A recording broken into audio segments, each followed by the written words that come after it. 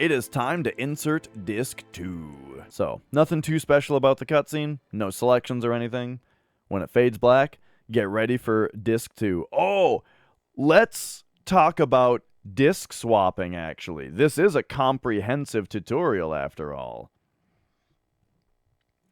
Alright, so let me talk about my method of disc swapping. You know, it's not that special, but it's nice. While I'm running, I've got, disc 1 is in the system, and I've got disc 2 and 3, I've got the case open for disc 2 and 3, right? Now, the eject button is on the left, and power's on the right. So, for a quick disc swap, what I do is, I take the new disc in the right hand, so that the left hand hits the eject button, takes the old disc, swap that one in, put the old one back while you close the tray, right? Super easy, quick motion. Disc 1 just goes where disc 2 was, right? And then for disc 3, right? So that's all. You know, don't go too fast, or you'll accidentally hit the reset button or something. But that's it. That's how I swap discs. Getting into disc 2, quick thing you need to do is, if anybody was dead at the end of the Genova fight, you'll want to Phoenix down and re-trank them. But otherwise, if everything went well, just pop over to Sid's Magic, give 2 cure alls, pop over to config, ATB active, and that's all it is. Super quick, just go back to ATB active, cure the party. If someone's dead, get them back up and trank them. Alright, and we are now getting to a pretty complex and tricky part of the game. The next part is quite tough. This screen is not live, so you don't have to worry too much about your movement, but the next screen, here we've got the big shell incident. This screen is very weird. So yeah, the best that I've got is something like upright into up here, and buffer upright, but go just right once you kind of get, I guess it's just before the shadow. Try to keep yourself close around the center of the shell, and then here it's down into it's down first, and then here it's something like when you can see cloud, start going down left. Instead of just left, start going down left until you can see cloud again, and then start going straight left. And wow, that was actually really bad compared to my last one, though. So, oh, this screen, man. So, okay, I talked about the train graveyard being like the most complicated screen in the game as far as movement goes. I would say that this is the worst screen in the game as far as movement goes.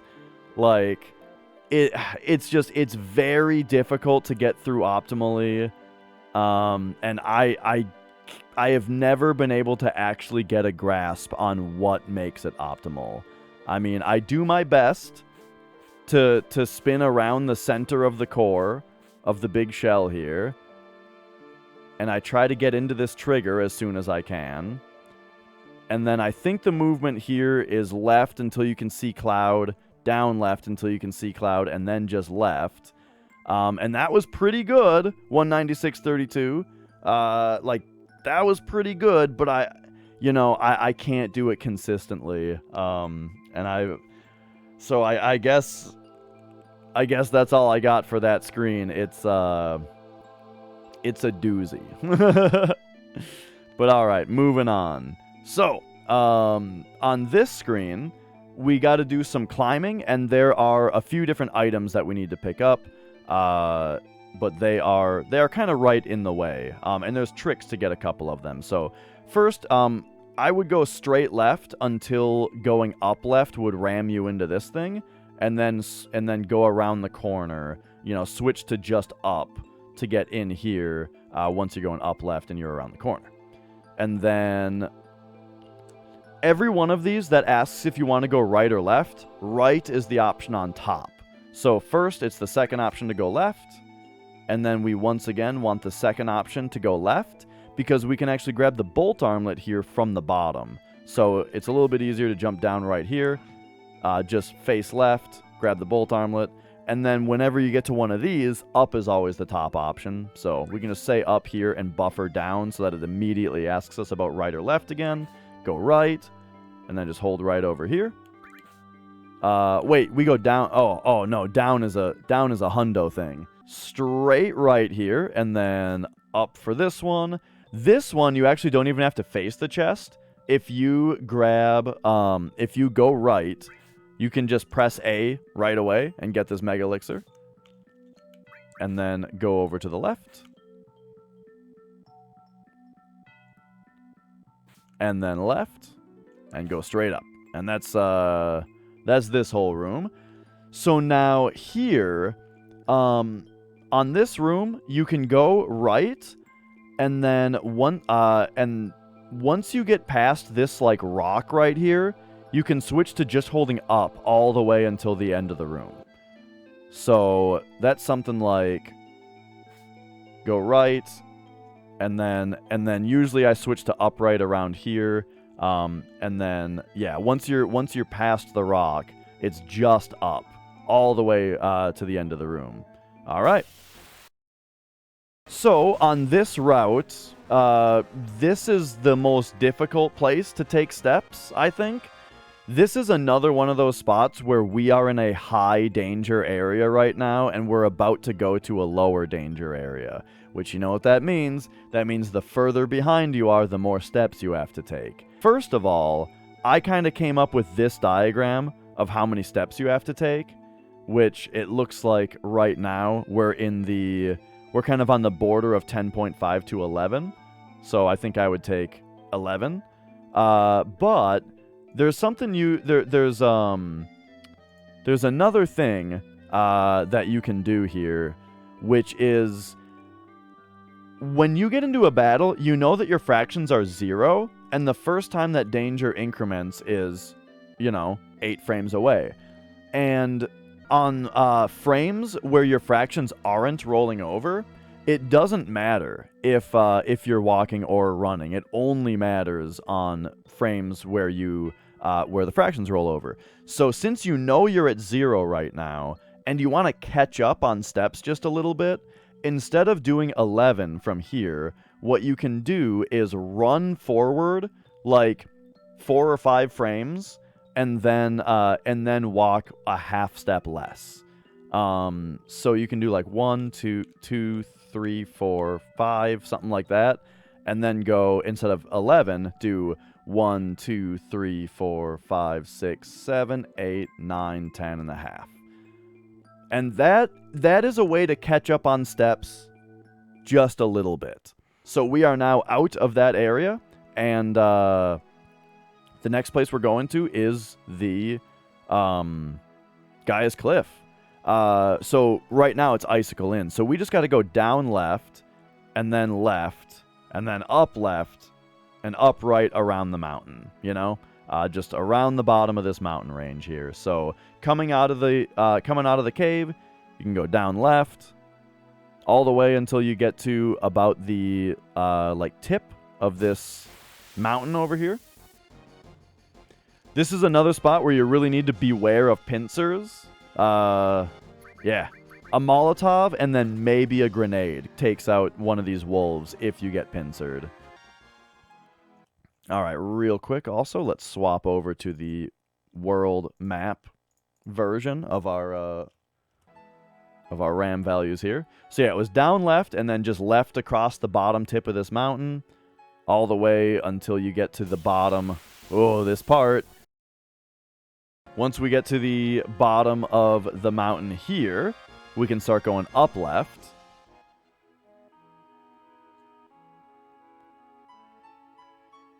And then whip around the corner here and go up right with a little bit of right. And we are headed for Icicle Inn. 3 encounters here is pretty darn rough, but at least none of them were a pincer. But now this is another spot where you want a menu just before you get into Icicle Inn here. Because we're going to use a tent, but I would like to show... Oh, we can come out. We can come back in here in order to show the world map manip here. So the deal is, I think that this is very similar to the Midgar to Chocobo Ranch, where you're not necessarily going to get 0 encounters, but you can manipulate yourself down to 1 encounter at least. But because there's no Zolom, we can do it more similarly to how the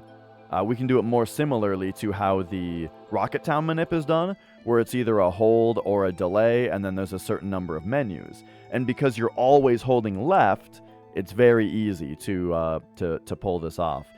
The hardest issue with doing this one is that I don't know when to look at my RTA in order to estimate what my in-game time is going to be. You know what I mean?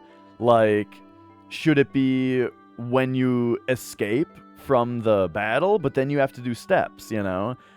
So yeah, and if you estimate before then it depends on how fast you escape the battle and that kind of stuff. So this one I'm still working on, and I'm not exactly sure how to estimate what your upcoming time is going to be when you get to this part, but I would like to show the manip, and so I am going to. This one is possible. So let's take the 25 here. It's a delay and then 1. So the movement, right, with BizHawk, that's going to be second half of 23. So now it's a delay and then 1. So when you get out here, you just have to make sure, first of all, we delayed. We didn't start running, or we weren't buffering.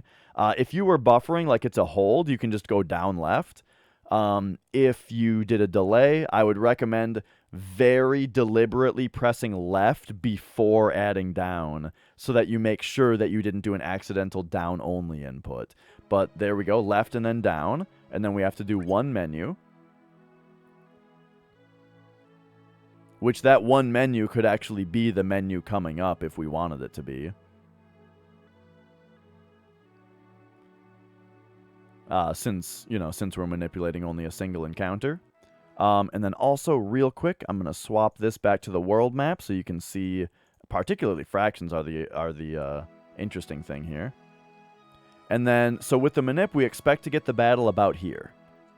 And so, me turning around there, I did a couple frames of only up movement, which actually, that completely throws off any amount of manipulation, and so you're very bound to get a battle right after you do that. One thing that you could do is stop your up left deliberately with left being the last input, and then start your up right deliberately with right being the first input, and that would make sure that your fractions and your index are still synced. However, this manip doesn't try to get you all the way to Icicle Inn. It tries to get you to about right here. The reason being that now, the traversal up to Icicle Inn, check it out, we still have 10 fractions left. So that's a guaranteed 1 encounter. It doesn't even check for a battle afterward. So that's the world map manip for Icicle Inn. It is right in its current state. I'm still researching it. So it's still, it's very similar to Rocket Town in your instructions. However, it does not yet, prune out encounters and make sure you don't get a pincer. And also, if you do what I did, where you get all the way across the tip of the mountain, then you don't know what battle you're going to get, even if it did prune out pincers, because you just threw your index off. So, I think it's pretty cool. Pretty cool. All right, next. Before we get into Icicle Inn, we're going to menu out on the world map. And this menu is to re-equip Force Stealer on Cloud, put the Wizard Bracelet on him and the Fire Ring, and then the Bolt Armlet on Tifa. So the reasons for this is that we want Cloud's magic to be higher again. So we put Force Stealer on him. And also that has double materia growth, so that'll be nice as well. And then also, to boost Cloud's magic stat, we got the Wizard Bracelet. That gives 20 magic or something.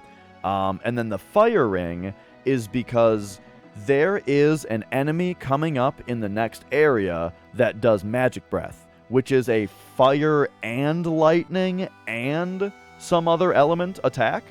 And it will kill the entire party if it hits us. Not only can that happen, But we actually want that to happen. We want to get Magic Breath because we want to learn the enemy skill. And so firing on Cloud will make it not kill Cloud. Bolt Armlet on Tifa will make it actually heal Tifa. So Cloud and Tifa won't die, Sid will. So that's what the equipment is for. And then on Cloud, we want Cloud to have Comet equipped because after we get Magic Breath, we're going to cast Comet on the enemy to kill it. Which is also why we want his magic to be buffed, is so that hopefully the Comet kills. And then Tifa, we're going to get rid of counterattack because it only loses us time. Counter is never useful in the next area of the game, and if Tifa ever is triggered to do a counter, it's just a waste of time.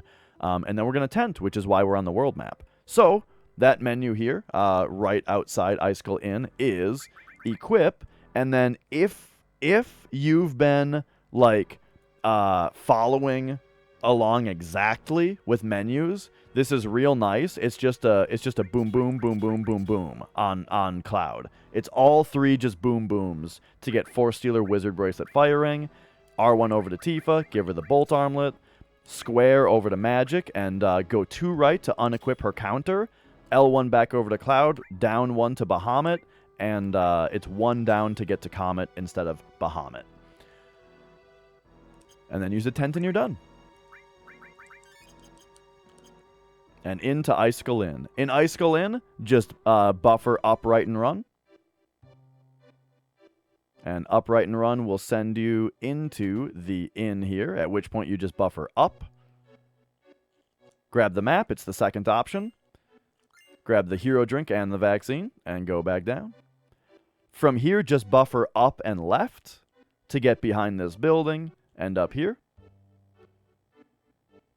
And then get back and around the back of this guy. Oh, wait, that's later. Right now, you just mash. Yeah, this guy talks to you, just mash, and you'll say, I'm still going, and then we get a little cutscene here. There is a little trick. There is another paralysis dodge coming up here. So, on this part, if we fast forward it, I'll show you. First of all, you have to dodge Elena's punch, which all you have to do is hold right. So just hold right on the D-pad, and you'll dodge it. And then these guys run away. And you have to wait all this time until that guy says that, and then you get to run. But there's another paralysis dodge. So, after you dodge her punch, don't clear the Elena text box. Don't clear it until this soldier starts running left. And if you talk to the soldier at the same time that you clear this box, it will get into a little conversation with the soldier, and then that'll break paralysis once that's over. So think about, like, the center of the soldier should be over Cloud's, his right, our left leg of Cloud. When he is lined up about right there, that's when you hit circle. So that's like, boom. And then just buffer down and run as you clear these 2 text boxes, and then you can already leave. It's a little bit faster. And then you run straight into this house. Talk to this kid. There's going to be 2 text boxes. I buffer down while I mash here, and then when you pet the cat, you're good. Pet the cat again on the way out. Grab the snowboard. Buffer left out of this house, and it gets you behind the dog. And then now is when you got to run back behind the guy. And that's all you got to do in Icicle Inn. Whew, it is snowboarding time. So the first thing you have to do is just be holding up so that Cloud starts snowboarding. And then what I didn't know about this game before I started running is that using R or L causes you to do, I think L works, right? Yeah. Using R or L causes you to do a sharp turn. So basically the whole thing about snowboarding is, you know, it's the usual kind of movement, right, where, oh boy, where hugging walls around curves and that kind of stuff is going to be a little bit faster. And then I like to kind of feather R in order to sharpen turns where needed, but not sharpen them too much. And boy, oh boy, does this feel like shit on emulator. Holy crap.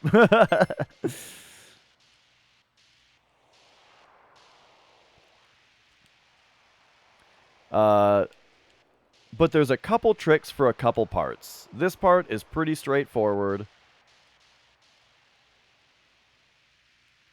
But now we're getting up to the jumps. And the jumps, there's a couple different ways to tackle them. Jumping, like going off the jumps or jumping with Cloud, actually slows him down a little bit.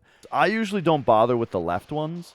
But for the first 3 jumps on the right, they're too big to get around without hitting a snowman.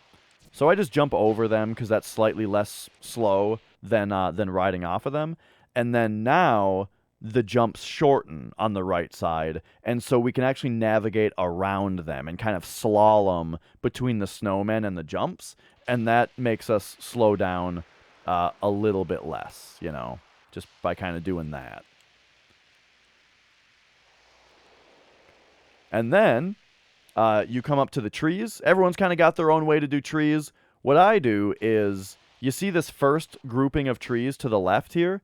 These trees go kind of in a line, so I go in here kind of wide and go in behind these trees and over to the left side, and then I'm about to hit this, I think. Yeah, I'm trying to play one-handed and, like, pause, but basically you try to sneak in between that tree on the left side and count 6 trees. So that would have been 1, and then there's 2, 3, 4, 5, and then when the 6th one goes, then you turn right. Boy, oh boy, is this hard to demonstrate while like pointing everything out.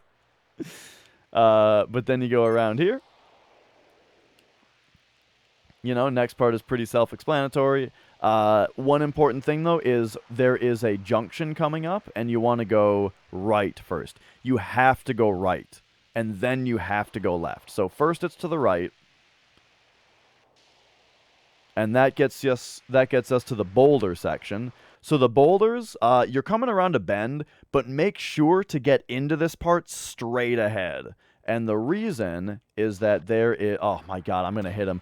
It's hard to talk about this and do it at the same time. But yeah, that's the reason, is that you want to go straight forward and get in between those 2 rocks. And then I kind of, like, go over to the left here a little bit. And then just, you know, to avoid these, like, rocks in the middle. And then sneak in. And the boulders, as long as you're okay... the rolling snowballs, you just won't hit them as long as you do everything right and you're kind of towards the left side. The balloons do nothing except maybe they remind you of where to go, because if you're fast enough on the first junction, there's a yellow balloon on the right.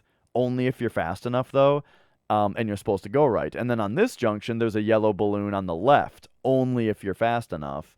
And so, you know, if you're fast enough, they do at least remind you of that. But so for the second junction, you go left, and then there's these caves full of crystals. You know, do your best to avoid the crystals. The last one I take kind of wide, and then that's the whole section. And if you're really good, you should get around 2:30, right? Under 2:30 is a great snowboarding time. Let's try all of this again, shall we? Boy, the little bit of emulator delay is something fierce on this part, but I can still do better than I just did.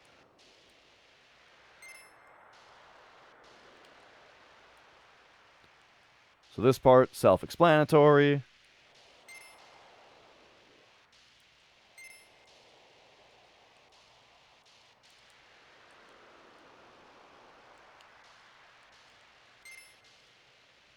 The balloons probably give you more GP if you play the snowboarding game at the Gold Saucer later. But yeah, it's funny that they're here too.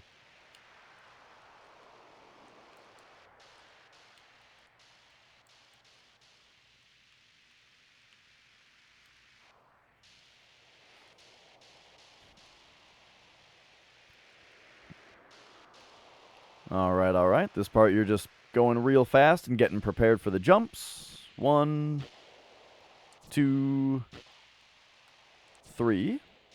And then begin the slalom action.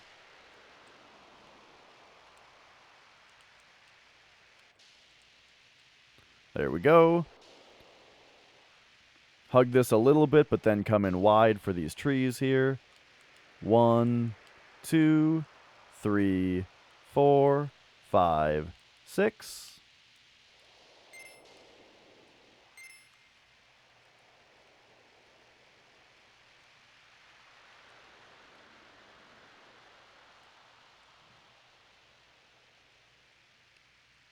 And then here, since we were fast enough, there's a yellow balloon to remind us to go to the right. And then like I was saying, for these rocks, come in straight ahead so that you get between them. And then if you're kind of towards the left here, it looks like you go right through the snowballs, but you know, they're just kind of jacked. Looks like we weren't fast enough for the second yellow balloon though. Or maybe there's another requirement for the second yellow balloon actually. Oh, I think you might have... Do you have to collect the first yellow balloon in order for the second one to show up or something? I don't know. There's something to it. But there you go. There is about a 230. So that was a much better demonstration on that one.